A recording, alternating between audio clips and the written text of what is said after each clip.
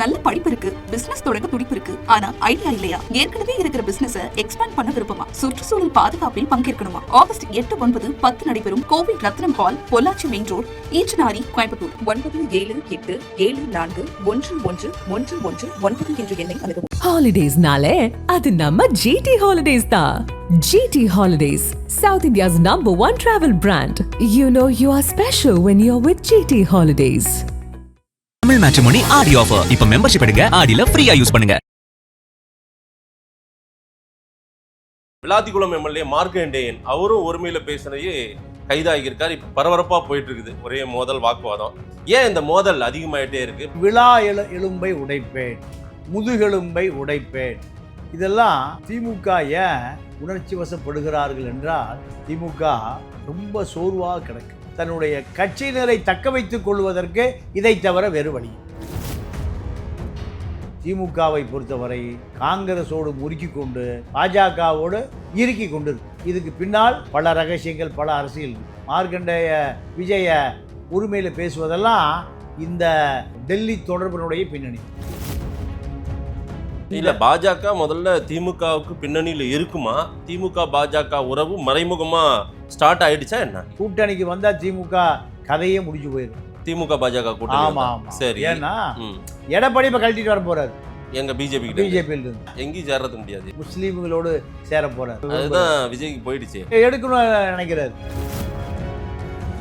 நிர்மலா சீதாராமன் மயிலாப்பூர் மாமி, இது கோபாலபுரம் மாமி. பாக்குறோம் என்னப்பாங்க, ரெண்டு பேரும் எதிர் துருவம் அல்ல. துர்காவும் நிர்மலா சீதாராமனும் இரண்டு பேரும் பேசி கொண்டிருக்கிறார்கள். தேசிய அளவுல பிஜேபி எதிர்க்க எல்லாரும் ஒண்ணு சேருங்கன்றாரு திருமாவளவன். காங்கிரஸுமே இன்னமுமே திமுக உதவிய கேட்கறாங்க. அது சாத்தியமா? இனி காங்கிரஸ் திமுக அதெல்லாம் தேசிய அளவுல பிஜேபி எதிர்ப்புன்னு ஒரு புள்ளியில் நிற்பாங்களா என்ன? திருமா பேசுவது சாயங்காலம் கேட்டீங்கன்னா அவரே மறந்துடுவார். வைகோவை பார்லிமெண்ட் டைகர், இப்ப பார்லிமெண்ட் டைகர் பனையூர் டைகரை மாறி போச்சு. இப்ப தமிழ்நாட்டுக்கு 2 வைகோ 2 திருமாவும் தான். யார் யாரு? வைகோவும் திருமாவும் தான், வேற யாரு? திமுகவினர் இவ்வளவு கோவப்படுவதற்கு காரணமே இவங்களால விஜயை ஏற்றுக்கொள்ள முடியும். அது மீண்டும் அதிகாரத்துக்கு வந்து விடுவோம். இல்ல மயிரிழையில் இந்த ஆட்சி எடப்பாடி வந்துடுவார். ஆக மொத்தம் 2 திராவிட இயக்கம் தான். எடப்பாடியிடமிருந்து எப்போது வேண்டுமானும் ஆட்சி கைப்பற்றிக் கொள்ளலாம். இந்த நம்பிக்கை அடியோடு போச்சு. காங்கிரஸ் திமுகவால் வெற்றி பெற்று இந்த வாக்குகளை வைத்துக் கொண்டு திமுகவை ஒரே நாள்ல கவுத்துட்டு ஓடி போய் எதிரியை தங்களுடைய நாற்காலியில் அமர வைத்ததை திமுக ரசிக்கவே இல்லை. ஆத்திரக்காரனுக்கு புத்தி. அதே போல திமுக என்ன செய்கிறதுன்னு தெரியாம முடங்கி போய் அந்த வார்த்தையின் வெளிப்பாடுதான் அனிதாக்களாகவும் மார்க்கண்டேயர்களாகவும் வர்றதுக்கு இதுதான் காரணம். அதன் தமிழர்களுக்கு வணக்கம். பல்வேறு துறைகளில் ஆக சிறந்த ஆளுமைகளை சந்தித்து நாம் நேர்காணல் எடுத்து வருகிறோம். அந்த வகையில் மீண்டும் நம்மோடு இணைந்திருக்கிறார் மூத்த பத்திரிகையாளர் தமிழா பாண்டியன் அவர்கள். அவரிடம் கேட்பதற்கு நிறைய இருக்குன்னு வாரங்கள் அவருமே கேட்போம். வணக்கம் பாண்டியன் சார். வணக்கம். எப்படி இருக்கீங்க? நல்லா இருக்கு. பாண்டியன் சார், திமுக இந்த தோல்விக்கு பிறகாக அடுத்தடுத்து இந்த பொதுக்கூட்டம், பத்திரிகையாளர் சந்திப்பு எல்லா இடங்கள்லையுமே முதல்வர் விஜய் மீதான அந்த தாக்குதலை அவங்க கொஞ்சம் எல்லையை மீறி கொஞ்சம் வார்த்தைகளையும் விட்டுறாங்க உரிமையில. ஏற்கனவே திரு அனிதா ராதாகிருஷ்ணன் முன்னாள் அமைச்சர் விட்டது ஒரு நாள் கைது, அதுக்கப்புறம் உடனே அவர் பெயில் வாங்கினது. அதே போல விளாத்திக்குளம் எம்எல்ஏ மார்க்கண்டேயன் அவரும் ஒருமையில பேசினையே கைதாகியிருக்கார். இப்போ பரபரப்பா போயிட்டு இருக்குது ஒரே மோதல், வாக்குவாதம். நாங்க திரு ஆதவர்ஜனா முதலமைச்சர் ஆகும்போது எங்க தலைவரை முட்டாள் முதலமைச்சர்லாம் சொன்னார், நாங்களாம் கைது பண்ணுமா அப்படின்லாம் கேட்கிறாரு திரு அனிதா ராதாகிருஷ்ணன். ஏன் இந்த மோதல் அதிகமாயிட்டே இருக்கு? பெரிய அளவுக்கான அந்த அட்டாக்கிங், கைது, இந்த நடவடிக்கைலாம் வர்றதை எப்படி பார்க்குறீங்க? சரியா இதெல்லாம்? இல்லை, அது ஒரு தனி மனித தாக்குதல் என்பது அரசியலில் தவிர்க்கப்பட வேண்டும். கொள்கை ரீதியான தாக்குதல் தான், கட்சி ரீதியான தாக்குதல் இதெல்லாமே அரசியலில் தவிர்க்க முடியாது. ஆனால் தனி விழா எலும்பை உடைப்பேன், முதுகெலும்பை உடைப்பேன், இதெல்லாம் திமுக ஏன் இவ்வளவு தூரம் உணர்ச்சி வசப்படுகிறார்கள் என்றால், தன்னுடைய கட்சியினரை தக்க வைத்துக் கொள்வதற்கு இதை தவிர வேறு வழி இல்லை. திமுக ரொம்ப சோர்வாக கிடக்கு. திமுகவுடைய நேற்று திரண்டாங்களே ஐயா ஸ்டாலின் அவர்கள் லண்டன் பயணத்தை முடிச்சுட்டு வராரு. ஏர்போர்ட் ஃபுல்லாக அவங்களாம் தான் இருக்காங்க. இல்லை, இதுவரைக்கும் பலமுறை லண்டன் போயிருக்காரு, லண்டன் வந்திருக்காரு, அமெரிக்கா போயிருக்காரு, ஆஸ்திரேலியா போயிருக்காரு. இது போல் தாரை தப்பட்ட மேள வாத்தியம், பேண்டு, யானை, குதிரை, கழுதை இந்த படையெல்லாம் இல்லையே. ம். ஏன் ஒரு உற்சாகம் ஏன் ஏன் உற்சாகம்னா கற்பனை செய்து பார்க்க முடியாத அளவுக்கு ஒரு முதலமைச்சர் வந்துட்டார். கற்பனை செய்து பார்க்க முடியாத அளவுக்கு திமுக பின்னோக்கி போய்விட்டது. இதை சரி செய்வதற்காகத்தான் இந்த கூட்டம் தாரை தப்பட்ட இல்லை. ஏன்னா நீங்கள் மார்க்கண்டேயனுடைய தனிமனித தாக்குதலும் நாங்கள் அரசியல் இருக்கோம் பரபரப்பாக அரசியலில் இல்லை சார். சட்டமன்றத்தில் வெளிநடப்பு பண்ணிடுறீங்க, இனிமேல் டோரெல்லாம் சாத்திர சொல்லணும், சாத்திட்டு அப்புறம் எப்படி போவீங்க அப்படின்னு கிண்டலாக சொன்னார் கரூரில் தமிழ்நாடு முதலமைச்சர் விஜய். அதுக்கு இவர் பதில் சொல்கிறாரு, நீ கதவை சாத்திருவியா, நாங்கள் உள்ளே இருக்கோம் அப்படின்ற மாதிரி அவர் பேசுகிறாரு. இல்லை இதுதான் அது என்ன காரணம்னா திமுகவை பொறுத்த வரைக்கும் திமுக சோர்ந்து போக விடவில்லை. நாங்கள் வலுவாக இருக்கேன்யா. அதிமுக தான் காணாமல் போச்சு, களத்தில் இல்லை. நாங்கள் தான் அடுத்து நாற்காலி எங்களுக்கு தான். 3 மாதத்தில் கவுத்துருவோம் ஆட்சியை, 4 மாதத்தில் கவுத்துருவோம். இப்போ 6 மாதம் சொல்லி இப்போ 2 மாதம் ஆகி போச்சு, இன்னும் 4 மாதம் பாக்கி இருக்கு. யார் சொல்கிறது? அனிதா 4 மாதம் ஆக 4 மாதம் அனிதா ராதாகிருஷ்ணன். திமுகவை பொறுத்த வரைக்கும் திமுக இப்போ நிலை குலைஞ்சு போயிருக்கு.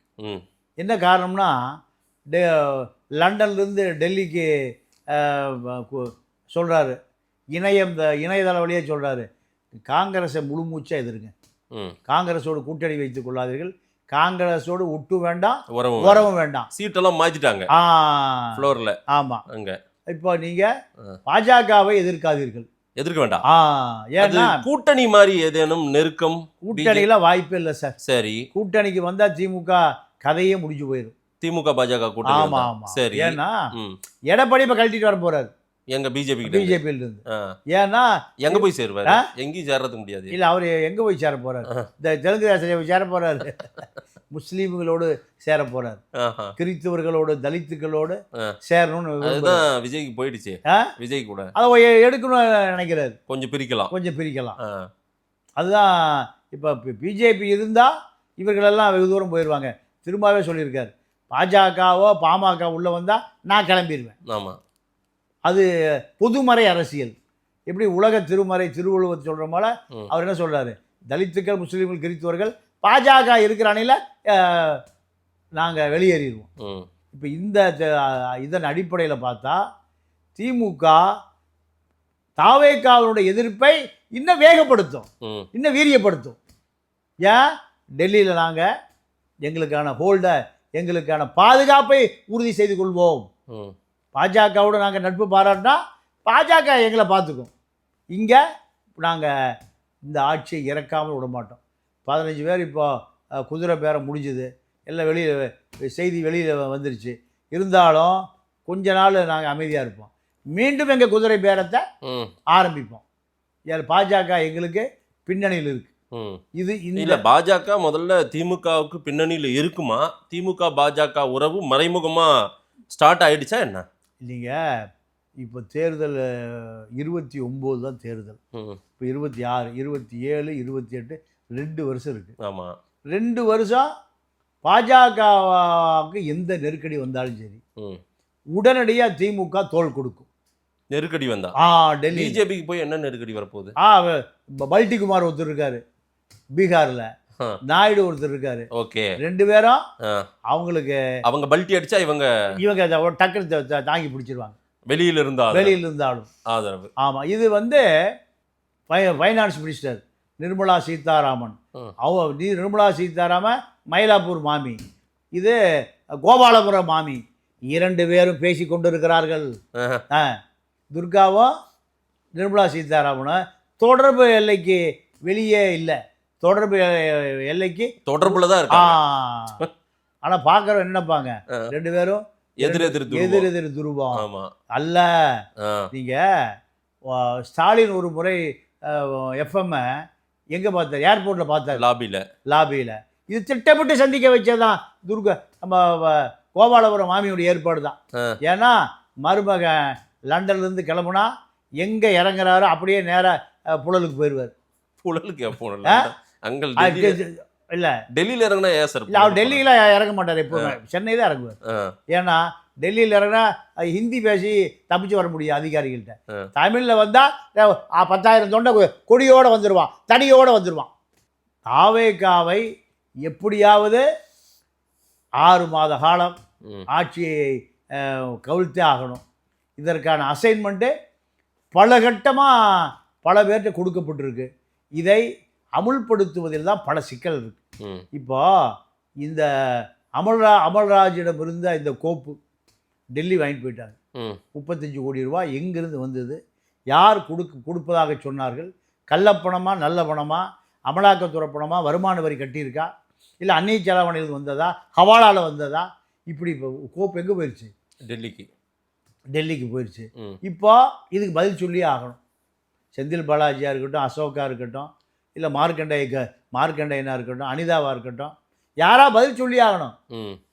35 கோடி ரூபாய் எங்கேருந்து கொடுப்பதாக நீங்கள் சொன்னீங்க. இந்த 35 கோடி யாருது, இந்த பணம் வரி கட்டிய பணமா, இப்படி பல விஷயம் இருக்குது. இதுக்கு யார் உதவி வேணும், டெல்லி உதவி வேணும். இந்த சூழலில் தான் திமுகவை பொறுத்தவரை காங்கிரஸோடு முறுக்கி கொண்டு பாஜகவோடு இறுக்கி கொண்டு இருக்கு. ஓகே, இதுக்கு பின்னால் பல ரகசியங்கள், பல அரசியல் இருக்கு. மார்க்கண்டேய இவருடைய இந்த அரசியல், விஜய சட்டசபைக்குள்ளேயே உரிமையில் பேசுவதெல்லாம் இந்த டெல்லி தொடர்பினுடைய பின்னணி தான். ஓகே, பிஜேபி திமுக அந்த நெருக்கம் காட்டினால் வாக்குகளில் சிக்கல் வரும், ரைட்டு. பட் கொள்கை ரீதியாக அவங்க எதிரெதிர் துருவங்கள் தான். இப்போதைக்கு பிஜேபி இங்க திமுகவுக்கு ஹெல்ப் பண்ற மனநிலையில் இருக்கா? உண்மையிலேயே அவங்க என்ன நினைக்கிறாங்க, தமிழ்நாடு பாலிடிக்ஸ் என்ன நினைக்கிறாங்க, புதுசா இருக்கிற விஜய் கவர்மெண்ட்டை எப்படி பாக்குறாங்க? இல்ல, திராவிட இயக்கம் ஒளிந்ததுல பிஜேபிக்கு சந்தோஷம். சரி, திராவிட இயக்கம் இனிமேல் வராமல் பார்த்து கொள்வார்கள். விஜயை திராவிட இயக்கம் அளவுக்குன்னு வேறு உணவை திமுக 75 வருஷமா கிளைக்கழகம் வரைக்கும் போயிடுச்சு. அதிமுக ஊராட்சி ஒன்றியம் வரைக்கும் போயிடுச்சு. இவர்களை எதிர்ப்பது, இவர்களிடமிருந்து தமிழ்நாட்டை தனியாக பிரித்தெடுப்பது பெரிய காரியமாக இருந்தது. விஜயினுடைய விளையாட்டு அரசியல் 2 பேரையுமே பிரித்து எடுத்துருச்சு. தமிழ்நாட்டில் 2 பேருமே அந்நியப்படுத்தப்பட்டார்கள். இன்றைக்கி பாருங்கள், திண்டிவனத்திலிருந்து சிவி சண்முக ஆட்கள் பூரா எல்லாம் கூண்டோட ராஜினாமா, கிளை செயலர், ஒன்றியம், நகரம், வட்ட மாவட்டம் எல்லாம் வந்து கூண்டோட ராஜினாமா பண்ணிட்டு போயிட்டாங்க. எடப்பாடி அசர்வார்னு பார்க்குறீங்க, அசரவே மாட்டார். ஏப்பா பக்கத்து மாவட்டத்திலேருந்து வந்து ரிசைன் பண்ணிட்டு போங்க பண்ணுறாரு. ஏன் பசுபதினு அங்கே ஒருத்தர் கண்டுபிடிச்சிட்டாரு. எங்கே? இதில் விழுப்புரத்தில் அவர் 5 சிவி சண்முகத்துக்கு சமம், 5 ராதாகிருஷ்ணனுக்கு சமம். அதனால் வேலுமணி கோயம்புத்தூரில் பழைய அமைச்சர் வேலுச்சாமியை போட்டார். வேலுச்சாமி முன்னாள் அமைச்சர், அவர் ஜெயலலிதா காலத்தில், எம்ஜிஆர் காலத்து அரசியல்வாதி. அப்போ இவருடைய நிர்வாகிகள் பூரா கூண்டோடு ராஜினாமா பண்ணால் அவருடைய நிர்வாகிகள் அதிகாரத்துக்கு வந்துடுவோம். இப்படித்தான் திமுக அதிமுக வேரோடி போய் உள்ள இயக்கம். இந்த இயக்கம் காணாமல் போனதில் பாஜகவுக்கு இரட்டை சந்தோஷம். புதுசாக ஒரு சக்தி வந்துட்டான், இந்த சக்தியை மிக எளிதாக காலி பண்ணிடலாம். இந்த ஒரே நாடு ஒரே தேர்தல், டீலிமிட்டேஷன் போன்ற மசோதாக்கள் எல்லாம் வரப்போகுது. அதுக்கான ஆதரவை திமுக கொடுக்குமா அல்லது எதிர்ப்பாங்களா? அவங்களுடைய நிலைப்பாடு என்னவா இருக்கும்? திமுக பொறுத்த வரைக்கும் அந்த பண மதிப்பிழப்பு, தொகுதி வரையறை ரெண்டுமே எதிர்ப்பாங்க. ஏன்னா இது மாநில அரசுக்கான திட்டம். ஆனா இந்த தொகுதி மறுவரை விஷயத்துல திரு RS பாரதி உள்ளிட்டோர் நாங்க என்னன்னு அந்த டிராப்டை பார்த்துட்டு தான் முடிவெடுப்போன்றாரு. எதிர்ப்புன்னு கூட சொல்லலையா அவங்க தெளிவா? இல்லை, அதாவது லண்டன் உத்தரவுப்படி பாஜக எதை சொன்னாலும் நீங்கள் உடனே எதிர்ப்பு தெரிவிக்காதீங்க. பாஜக சொல்லுவதை நீங்கள் ஆழ்ந்து ஆராய்ந்து முடிவு பண்ணுவோம். எடுத்தோடனே நீங்கள் எதிர்ப்பு தெரிவிச்சிடாதீங்க. பாஜகவுடைய கோபம் நமக்கு மிகப்பெரிய இழப்பு ஏற்படுத்திடும். இதுதான். அப்போ இலங்கை தமிழர் பிரச்சனை மாதிரி தான், அது வெளிநாட்டு பிரச்சனை, உள்நாட்டில் பிரச்சனை அல்ல. திமுக சொல்றது போல தான் இப்போ RS பாரதி இது சொல்றாரு. அந்த டிராப்டை பார்ப்போம், எங்களுக்கு பாதிப்பு வருதா, 39 சீட்டு குறையுதா, கூடுதா, நமக்கு நிச்சயமா அதிகமாகும். அப்போ அதுதான் திமுகவினுடைய கொள்கை. அப்படிங்க டெல்லி என்ன நினைக்கிறாங்கன்னா, ஓகே, இதை 3 மடங்கு பண்ணிட்டா மற்ற கட்சிகள்லாம் சேர்ந்து 2 மடங்கு வராது. ஓகே, அப்போ பாஜக 2 மடங்கு இருக்கும். 2 மடங்குல எல்லா தீர்மானம் நிறைவேற்றிக்கலான்னு அவங்க திட்டம். எல்லாமே நீங்கள் இந்தியாவில் எந்த திட்டம் போட்டாலும், பாஜக போட்டாலும் காங்கிரஸ் போட்டாலுமே அதில் ஆர்எஸ்எஸ் மூளை இருக்கும். தமிழர்களுக்கு எதிராக இருக்கும், தமிழ்நாட்டுக்கு எதிராக இருக்கும், கேரளாவுக்கு எதிராக இருக்கும். ஏன் கேரளாவில் கம்யூனிஸ்ட் தான் வரும், காங்கிரஸ் தான் வரும், அங்கே பாஜக வராது. தமிழ்நாட்டில் பாஜக வராது, காங்கிரஸும் வராது. இப்படி தான். அதனால் 2-3 மாநிலங்கள் எப்பவுமே காங்கிரஸ் பாஜக எதிராக இருக்கும். மம்தா பானர்ஜி கட்சி அழிக்கவே முடியாத கட்சி. இப்போ சுக்குநூறு ஆகிப்போச்சு. ஆமாம், பாஜக 2 ஆக்கிட்டாங்க. ஆனால் தமிழ்நாட்டில் அதிமுகவை 2 ஆக்க முடியாது, திமுகவையும் 2 ஆக்க முடியாது. ஏன்னா திமுக அதிமுக ரெண்டுமே அதிமுக ரெட்டைகளை நம்பி இருக்கு, திமுக கருணாநிதி குடும்பத்தை நம்பி இருக்கு. உதயசூரியன் கிடையாதுங்க, கருணாநிதி குடும்பத்தை நம்பி இருக்கு. கருணாநிதியிடமிருந்து அதிகாரம் எங்கு மாற்றவே முடியாது, அதை தேற்றவும் முடியாது, ஒழிக்கவும் முடியாது. அதனால பாஜக விஜய் 2ஐயுமே காலி பண்ணிட்டார். திமுக அதிமுக 2உடைய அடித்தளத்தையே ஆட்டங்கான வச்சிட்டாரு. அதிமுக கூட சாரியாக போய் விஜய்கிட்ட போய் சேரும். விஜய் கட்சி எப்போ உருவாச்சுன்னே தெரியல, இன்னும் கிளைக்கழக கூட இல்லை. 50 ஆண்டு காலமாக ஆள ஊடுருவி அதிமுக இப்பெல்லாம் தாவேக்கா மாறிடுச்சு. இது பாஜகவுக்கு இரட்டை சந்தோஷம். தேசிய அளவுல பிஜேபி எதிர்க்க எல்லாரும் ஒண்ணு சேருங்கன்றாரு திருமாவளவன். காங்கிரஸுமே இன்னுமே திமுக உதவிய கேட்கறாங்க. அது சாத்தியமா? இனி காங்கிரஸ் திமுக அதெல்லாம் தேசிய அளவுல பிஜேபி எதிர்ப்புன்னு ஒரு புள்ளியில் நிற்பாங்களா என்ன? இல்லை, அவர் திருமா பேசுவது சாயங்காலம் கேட்டிங்கன்னா அவரே மறந்துடுவார். சாயங்காலம் சொல்லுவார், நைட்டு கேட்டிங்கன்னா அவரே மறந்துடுவார், வேறு விளக்கம் சொல்லுவார். இப்போ தமிழ்நாட்டுக்கு 2 வைகோ 2 திருமா வந்துட்டாங்க. என்ன 2 வைகோ? 2 வைகோ 2 திருமா. யார்? வைகோவும் திருமாவும் தான், வேற யார்? என்ன காரணம்னா, இவர்கள் 2 பேருமே தேசிய தலைவனுடைய அடையாளங்கள். இப்போ என்ன ஆகி போச்சுன்னா காமெடி பீஸ் ஆகி போச்சு. 2 பேரும் எவ்வளோ பெரிய பட்டம். ராஜபக்சே பார்க்கும்போது என்ன சொன்னான் அந்த கொடியவன், நீ யாழ்ப்பாணத்தில் இருந்தீனா உன்னுடைய வரலாறு முடித்து வைக்கப்படும். அதே போல் வைகோவை பார்லிமெண்ட் டைகர், பிரபாகர ஈழத்து டைகர். இவர் எந்த டைகர்? Parliament tiger. இப்போ பார்லிமெண்ட் டைகர் இப்போ யாருக்கு? விஜய்க்கு போர்வாளாக இருப்பேன். பனையூர் டைகரை மாறி போச்சு. ஆதவரிஜினாவுக்கு நான் போர்வாளாக இருப்பேன். போன மாதம் ஸ்டாலினுக்கு போர்வால், இப்போ போர்வால் டக்குன்னு இந்த பக்கம் வந்துருச்சு. போர்வாலை கூட எடுத்து கொண்டு போய் பனையூர் வச்சுட்டு போயிட்டான் போல் இருக்கு. இப்போ அதே போல் அண்ணன் திருமா உண்மையான தலித்து தமிழ் தேசிய தலைவன். இப்போ திமுக இன்னைக்கு வரைக்கும் விட்டு கொடுக்க மாட்டேங்கிறார். திமுகவை இன்னைக்கு வரைக்கும் இல்லை, தேசிய அளவில் பிஜேபி எதிர்க்க திமுகவும் வேணும்ன்றாரு. இல்லைங்க, அதில் தெளிவாக இருக்காரு. அதில் அப்படி சொன்னா தானே எதிர்காலத்தில் திமுகவோட போக வேண்டி இருக்கும். இல்லை திமுக தேவைப்படும், திமுக முழுதாக விட்டுற முடியாதுங்கிற கருத்து அவர்கிட்ட இருக்கு. அதனால அதையும் பேலன்ஸ் பண்ணிக்கிறாரு, இதையும் பேலன்ஸ் பண்ணிக்கிறாரு. வைகோ இதை விட்டுட்டு நேராக பனையூர் போர்வாளாக மாறிட்டார். இந்த கூத்தெல்லாம் தமிழ்நாடு அரசியலில் ஒரு எதிர்பார்க்காத கூற்று. 2 பேருமே விஜயனுடைய நாற்காலிக்கு தகுதியானவர்கள். சரி, அண்ணா வைகோ 93 திமுகவை எதிர்த்து விட்டு இன்று வரை திமுகவை எதிர்த்திருந்தால் அந்த நாற்காலி அவரு தான். அதுதான் நாஞ்சில் சம்பத்து தாவேகாவில் தான் இருக்காரு.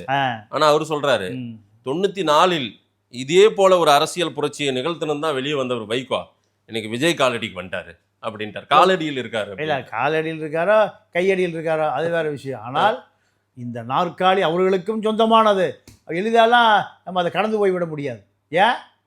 திமுகவினுடைய வரலாற்றில் திமுக சரிவாதியாக பிளந்த வரலாறு எந்த காலத்திலும் இல்லை, எம்ஜிஆர் காலத்திலும் இல்லை. 94. அப்போ கொஞ்சம் ஏமாந்து அறிவாலயத்தையும் எடுத்து கொடுத்தாரு. அறிவாலயம் கைப்பற்றப்பட்டது. உதயசூரியன் கைப்பற்ற டெல்லியில் போனார். டெல்லியில் போனால் முரசொலி மாற கை கொடுக்குறாரு. எங்கள் எலெக்ஷன் கமிஷன் ஆஃபீஸில் சுப்பிரமணிய சாமி வேகப்படுத்துறாரு. இப்படி பல விஷயங்கள் நடந்தது. அதெல்லாம் நீங்கள் வரலாறு. அம்மையார் ஜெயலலிதா தான் அந்த பக்கம் அவங்க ஊர்வலம் போகாத மாதிரி டைவர்ட் பண்ணி விட்டது. ஆமாம் ஆமாம். அப்போ திமுகவுக்கு ஹெல்ப் பண்ணியிருக்காங்க ஜெயலலிதா, கரெக்டா? ஆமாம் ஆமாம். அப்போது இப்படி பல வரலாறு இருக்குது. அதே போல் அண்ணன் திருமாவும் ஈழ போராட்டத்தினுடைய பிதா மகன். இவர் 2009 திமுகவை தூக்கி சுமந்ததே இவர் தான். சாகுவரை உண்ணாவிரதம். இப்போ நம்ம கல்விமான் வாங்சு டெல்லியில் இந்தியாவே திரும்பி பார்க்குது. ஒரு பெரிய கல்விமான். அவரை காப்பாத்திக்கியா, சொத்தியா, இந்த நாட்டினுடைய சொத்து. கரப்பாம்பூச்சி கட்சி அத்தனை பேரும் காக்ரோச். சுப்ரீம் கோர்ட் ஜட்ஜி சொன்னாரு, நிறைய பேருக்கு கரப்பாம்பூச்சி அங்கங்க அலையிறான கரப்பாம்பூச்சி கட்சி ஆகி போச்சு. Cockroach Janata party. அப்போ அண்ணன் திருமா ஈழத்துக்காக தன்னுடைய உயிரை தியாகம் செய்ய துணிஞ்சது யாரும் துணியில. கருணாநிதி, ராமதாஸோ, அன்புமணியோ, சிபி யாரும் இல்லை, சாகும் வரை. அப்போ அந்த வரலாறுலாம் இப்போ விஜய் சீட்டு அவருக்கு சொந்தமானது. சீமா ஏறக்குறைய ஈழ போராட்டம் நடந்த பொழுது ஒன்று விஜயகாந்த் கட்சியில் சேர்ந்து ஒரு எம்எல்ஏ ஆகணும், இல்லை திருமா கூட சேர்ந்து ஒரு எம்எல்ஏ ஆகணும். இதுதான் சீமானுடைய ஆசை. ஆனால் திருமா தான் சாகும் வரை உண்ணாவிரதம். அந்த வாக்கு வங்கி 7% எங்கே வந்துருச்சு? சீமானுக்கு போச்சு. எங்கே போக வேண்டியது? அது திருமாவுக்கு போக வேண்டியது. 3% தலித் வாக்கு, 7% தமிழ் தேசிய வாக்கு. 10% வந்தால் அந்த 10 20 ரொம்ப தூரம் இல்லை. 10 20 ரொம்ப தூரம் இல்லை. 25 திமுக அதிமுகவுடைய நிரந்தர வாக்கு வங்கி. ஆனால் இன்னைக்கு நிலைமை என்னாச்சு? 2 வைகோக்கள் தமிழ்நாட்டில். திமுகவினுடைய போர்வாள், அப்புறம் கொஞ்ச நாளுக்கு விஜயுடைய போர்வாள், ஆதவர்ஜன போர்வாள், இப்போ கடைசியில் போயா இப்போ யார்? நிர்மல்குமார் போர்வாளாக மாறிடுச்சு வைகோ. ரைட். இங்கே ரொம்ப கோபத்தில் இருக்காங்களா? ரொம்ப ஜீரணிக்க முடியாமல் தவிக்கிறார்களா திமுகவினர்? முதலமைச்சர் மீதான அந்த முதல் கேள்விக்கே நான் மறுபடியும் இங்கே வந்து முடிக்கிறேன்.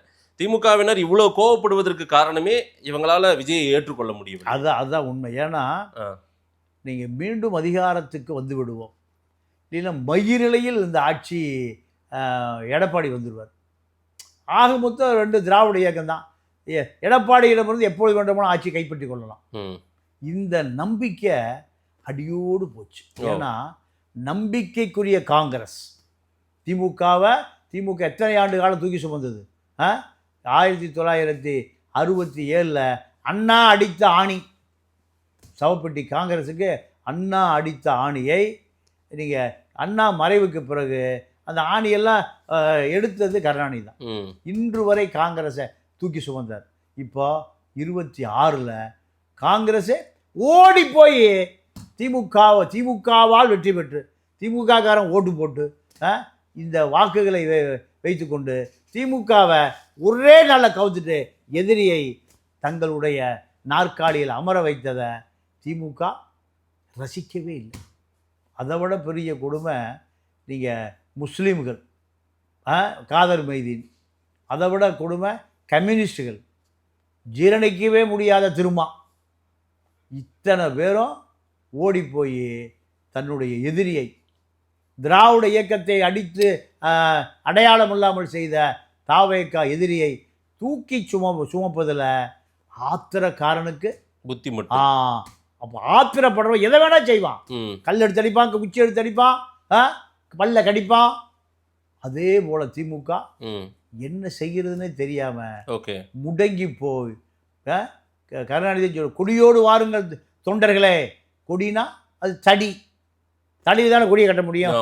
இப்படி திமுக இப்போ நிலைகுலைந்து போய் தன்னுடைய வாக்கு வங்கி பூரா அரசியல் அரிச்சுவடியே தெரியாத ஆதவகுட்டியும் விஜய்ட்டும் போயிடுச்சேன்னு திமுகவால் ஜீரணிக்க முடியாமல் தான் அந்த வார்த்தையின் வெளிப்பாடு தான் அனிதாக்களாகவும் மார்க்கண்டேயர்களாகவும் கீதா ஜீவனாகவும் வர்றதுக்கு இதுதான் காரணம். நீங்கள் பாதிய ஆர்எஸ் பாரதி சொல்கிறாரு, இப்படி பல பேர் பரந்தாமன் சொல்கிறாரு. இந்த ஒட்டுமொத்தமாக திமுகவினுடைய கோபந்தான் இவர்கள் மூலம் வெளிப்படுது. ரைட். நிறைய விஷயங்கள் சார் நீங்கள் சொல்லியிருக்கிறது. திமுக பாஜக நெருங்காது அதாவது மறைமுகமாக வேணா ஒரு நட்பாக இருந்துக்கிட்டு விஜய்க்கு தொந்தரவு கொடுக்க வேணா அந்த அரசியலை வேணா செய்வாங்கன்றது உங்களுடைய பார்வையாக இருக்குது. அதே போல் திமுகவின் மூத்த தலைவர்கள் எம்எல்ஏக்கள்லாம் ஏன் இவ்வளோ கோவப்படுறாங்கன்னா அது காரணம் இவர்களால் விஜய் ஆட்சியை ஏற்றுக்கொள்ள முடியவில்லை அப்படின்னு சொல்லியிருக்கீங்க. மக்கள்கிட்ட கொடுப்போம். நேரில் வந்து நேரம் கொடுத்து பேசியமைக்கு நன்றி பாண்டியன் சார். நன்றி, வணக்கம்.